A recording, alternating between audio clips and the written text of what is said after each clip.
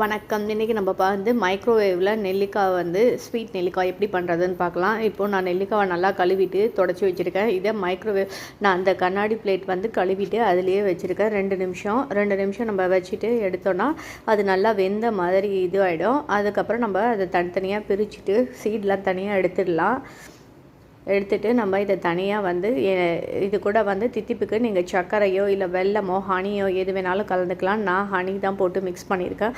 நல்லா மிக்ஸ் பண்ணிவிட்டு இதை வந்து நம்ம 2 நாள் ஊற வைக்கலாம். இல்லைன்னா கூட டைரெக்டாகவும் நம்ம வந்து இப்போது பேக்கிங் ட்ரேயில் வந்து 170 டிகிரியில் 15 to 20 minutes வச்சு பேக் பண்ணலாம்.